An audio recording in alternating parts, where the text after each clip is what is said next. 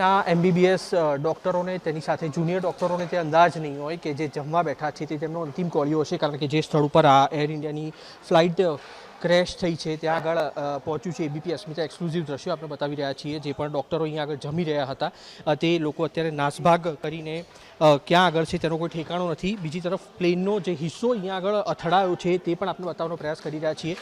Fire વિભાગ અને તેની તરફથી અલગ અલગ જે ટુકડીઓ છે CISFની તેના તરફથી પુષ્ટિ કરવામાં આવી છે કે હાલના તબક્કે અહીંયા આગળ કોઈ પણ વ્યક્તિ ફસાયેલા નથી। બીજી તરફ ખુદ દેશના પ્રધાનમંત્રી અને કેન્દ્રીય ગૃહમંત્રી તરફથી તે બાબતની પુષ્ટિ કરવામાં આવી રહી છે કે અહીંયા આગળ કેટલા લોકો હતા અને હતાહતની જ્યારે ઘટના થઈ ત્યારે કેટલા લોકો અહીંયા આગળ હતા, અત્યારના તબક્કે કયા પ્રકારની પરિસ્થિતિ છે। આ દ્રશ્યો અહીંયા આગળ આપ જોઈ શકતા હશો, જે પાક અહીંયા અથડાઈ હતી અને જેના કારણે થઈને આખું જે વ્યાપક નુકસાન છે તે અહીંયા આગળ થયું છે, જેના કારણે અલગ અલગ જે તબીબો હતા જે અહીંયા આગળ જમી રહ્યા હતા તે લોકોને વધુ પડતી ઈજાઓ પહોંચી છે અને આ પૈકીના અનેક રેસિડેન્ટ ડૉક્ટરો છે તેમના મોત પણ થયા હોય તે પ્રકારની માહિતી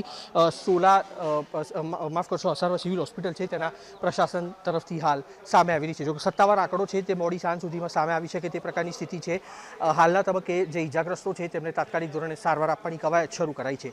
કેમેરામેન કમલેશ પટેલ સાથે કુશાંક સોની, એબીપી અસ્મિતા, અમદાવાદ। જે વખતે પ્લેન ક્રેશ થયું ત્યારે મેસમાં જે ટ્રેની ડોક્ટર્સ છે જમી રહ્યા હતા, હમણાં એક સ્થાનિક કહી રહ્યા હતા કે અમે ઉપર ગયા અને खूब જ खराब हालत थी। पर सीधे जो माहौल है वो यहाँ पर आप देख सकते हैं, कुछ जो डॉक्टर थे वो यहाँ पर अपना खाना खा रहे थे।